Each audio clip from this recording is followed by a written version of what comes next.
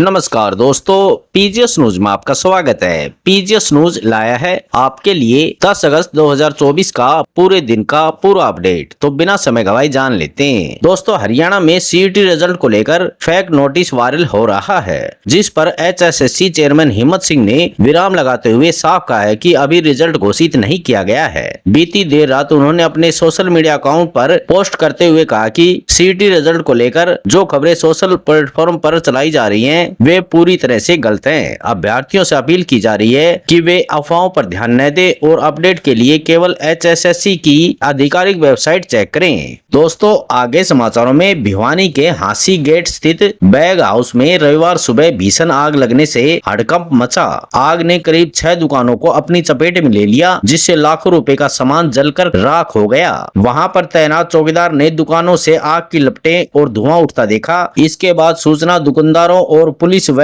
Fire brigade को दी गई। सूचना पाकर दुकानदार मौके पर पहुंचे। उनके सामने ही दुकान जलती रही। इधर फायर ब्रिगेड की करीब 10 गाड़ियों ने आग पर काबू पाया। दोस्तों, आगे समाचारों में हरियाणा के गुरुग्राम में पुलिस ने एक फर्जी आईएएस अधिकारी को पकड़ने का मामला सामने आया है। आरोपी युवक खुद को गृह मंत्रालय का अधिकारी बताकर लोगों से नौकरी लगवाने और ट्रांसफर करवाने के बदले पैसे ऐंठता था। युवक के पास से पुलिस ने एक गाड़ी भी बरामद की है। उस पर नीली बत्ती लगी है, साथ ही गवर्नमेंट ऑफ इंडिया भी लिखा हुआ है। दोस्तों, आगे समाचारों में हरियाणा के रेवाड़ी में किसान 13 अगस्त को एमएसपी गारंटी कानून समेत अन्य मांगों को लेकर ट्रैक्टर मार्च निकालकर रोष व्यक्त करेंगे और प्रधानमंत्री के नाम पर एसडीएम को ज्ञापन सौंपेंगे। बावल में हुई किसान यूनियन की बैठक में अध्यक्ष रामकिशन महलावत ने कहा कि समय पर खाद और बीज न मिलने तथा एमएसपी की गारंटी न होने से किसानों में रोष है। दोस्तों, आगे समाचारों में हरियाणा के झज्जर में आज रविवार को शाम 4:10 पर भूकंप के झटके महसूस किए गए।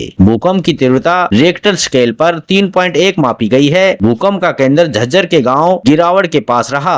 जमीन से 10 किलोमीटर की गहराई में हलचल हुई। हालांकि किसी तरह के नुकसान की कोई सूचना नहीं है। प्रदेश में 45 दिन में 7वीं बार भूकंप आया है। 17 जुलाई को भी झज्जर में भूकंप आया था। दोस्तों, आगे समाचारों में हरियाणा में ग्रुप सी और डी पदों की भर्ती के लिए सीटी पॉलिसी को हाई कोर्ट में चुनौती दी गई है। याचिकाकर्ताओं ने तकनीकी पदों के लिए अलग परीक्षा की मांग की है, क्योंकि मौजूदा नीति में तकनीकी और गैर तकनीकी उम्मीदवारों को एक साथ शामिल किया गया है। उनका तर्क है कि यह नीति मनमानी और असंगत है, जिससे विशेषज्ञ उम्मीदवारों के अवसर प्रभावित हो रहे हैं। दोस्तों, आगे समाचारों में हरियाणा सरकार ने मेडिकल शिक्षा संस्थानों में मनमाना शुल्क लेने पर रोक लगा दी है। नए सत्र के लिए एमबीबीएस, बीडीएस, नर्सिंग और पैरामेडिकल कोर्स के लिए शुल्क निर्धारित किए गए हैं। सरकारी और निजी संस्थाओं में राज्य और प्रबंधन कोटे के तहत सीटों का आरक्षण किया गया है। प्रवेश प्रक्रिया योग्यता परीक्षा के आधार पर होगी। यह निर्णय छात्रों को राहत प्रदान करेगा।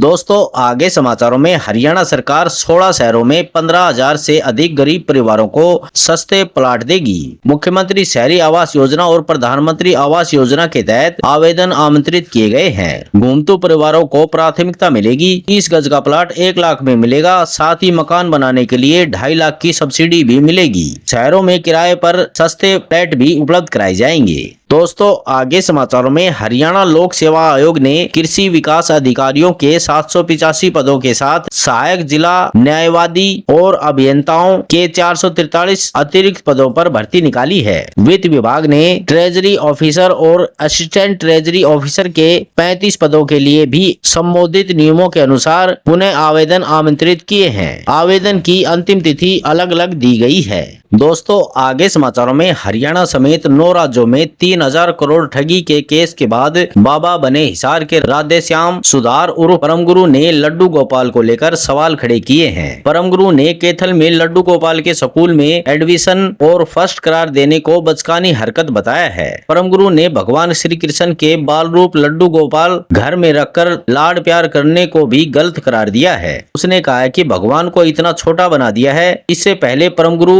वृंदावन के प्रसिद्ध संत परमानंद जी महाराज के गुरु स्वामी श्री हित मोहित मराल महाराज को लेकर भी विवादित बयान दे चुके हैं। दोस्तों आगे समाचारों में हरियाणा सरकार खेल प्रतिभाओं को बढ़ाने के लिए नर्सरियों की संख्या 1500 से बढ़ाकर 2000 करने की योजना बना रही है। खिलाड़ियों को मिलने वाली मासिक राशि और दैनिक डाइट में भी बढ़ोतरी की जाएगी। निजी अभ्यास करवाने वालों का भी मानदेय भी बढ़ाया जाएगा। सरकार का लक्ष्य राज्य को खिलाड़ी उत्पादन केंद्र बनाना है। इसके लिए ग्रामीण और अर्ध शहरी क्षेत्रों पर भी ध्यान केंद्रित किया जाएगा।